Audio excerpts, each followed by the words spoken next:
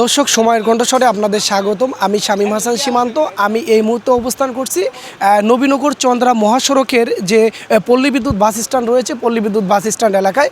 দর্শক আমি যদি আপনাদেরকে একটু জানিয়ে রাখি, এরই মধ্যে কিন্তু ঘরে ফেরা মানুষ, অর্থাৎ নির্বাচনে ভোট প্রদানের জন্য ঘরে ফেরা মানুষের যে বাড়তি একটা চাপ মহাসড়কে, সেটি কিন্তু আমরা গতকাল থেকেই লক্ষ্য করছি। এরই মধ্যে যে সকল প্রতিষ্ঠান রয়েছে সে সকল প্রতিষ্ঠানে আজ থেকে কিন্তু 4 দিনের যে ছুটি, সেই ছুটি কিন্তু ঘোষণা করা হয়েছে, যার ফলে কিন্তু মানুষের যে ঘরে ফেরার যে বাড়তি একটা চাপ, সেই চাপটি কিন্তু আমরা লক্ষ্য করেছি।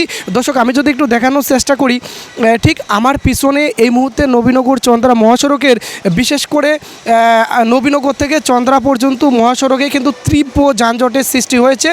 আর এই যানজট কিন্তু আমরা দেখেছি গতকাল রাত থেকে এখন পর্যন্ত যানজটের সৃষ্টি হয়েছে। এই যানজটের ফলে যে সকল সাধারণ মানুষ রয়েছে এবং পথচারী রয়েছে তারা কিন্তু বিপাকে পড়েছে। বিশেষ করে দূরপাল্লার যে সকল মানুষ রয়েছে তারা কিন্তু সবচেয়ে বেশি বিপদে রয়েছে। আমরা কথা বলেছি যে সকল পরিবহন চালক রয়েছে তাদের সাথে, তারা আমাদেরকে জানিয়েছেন যে এই যানজটের ফলে তারা যে বাড়িতে সময় মতো পৌঁছাতে পারবেন এবং নির্বাচনে অংশগ্রহণ করতে পারবেন সেটির কিন্তু কোনো নিশ্চয়তা তারা পাচ্ছেন না, যার ফলে কিন্তু তারা শঙ্কার মধ্যে রয়েছেন, এমনটি কিন্তু তারা আমাদেরকে জানাচ্ছিলেন।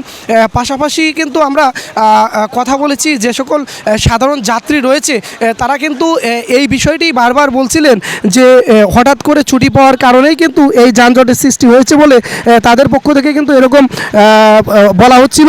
তবে প্রশাসনিকভাবে পূর্ব প্রস্তুতি না থাকার কারণে কিন্তু এই যানজটটি নিরসন করা সহজে সম্ভব হচ্ছে না, এমনটি কিন্তু সাধারণ যাত্রী যারা রয়েছে তারা বলছিলেন। মূলত যে জাতীয় সংসদ নির্বাচন, এই নির্বাচনকে ঘিরে কিন্তু আজ থেকে যে প্রতিষ্ঠানগুলো রয়েছে, প্রতিষ্ঠানগুলোতে ছুটি হওয়ার ফলেই কিন্তু এই একবারে বলা চলে যে মহাসড়কে মানুষের বাড়তি একটা চাপ পড়েছে, পরিবহনেরও বাড়তি একটা চাপ পড়েছে, যার ফলেই কিন্তু এই যানজট তীব্র থেকে তীব্রতর আকার ধারণ করেছে। দর্শক আমরা জানতে পেরেছি এরই মধ্যে নবীনগর থেকে চন্দ্রা পর্যন্ত প্রায় 10 কিলোমিটার যানজটের সৃষ্টি হয়েছে। আর এই যানজটটি নবীনগর থেকে মূলত চন্দ্রাগামী যে লেন রয়েছে এই একটা লেনে যানজটের সৃষ্টি হয়েছে, যার ফলে কিন্তু দেখা যাচ্ছে যে আশপাশের যে সকল মানুষ রয়েছে তারাও কিন্তু এই যানজটের মধ্যে পড়ে তারা সময় মতো তাদের বাসা বা অন্যান্য যেখানে তাদের গন্তব্য সেখানে তারা পৌঁছাতে পারছেন না, এমন কিন্তু দর্শক আমরা দেখেছি। দর্শক আমি যদি আরেকটা বিষয় আপনাদেরকে একটু জানিয়ে রাখি, এরই মধ্যে কিন্তু যে ত্রয়োদশ জাতীয় সংসদ নির্বাচন, আর এই নির্বাচনে অংশগ্রহণের জন্য কিন্তু বিশেষ করে আজ থেকে ছুটি হওয়ার ফলে কিন্তু মানুষ তারা তাদের যে সকল গ্রামের বাড়ি রয়েছে তারা গ্রামে গিয়ে ভোট প্রদান করবেন, এমনটি কিন্তু জানাচ্ছিলেন। বিশেষ করে একবারে মানুষের যে বাড়িতে যাওয়ার যে ঢল নেমেছে, এর ফলেই কিন্তু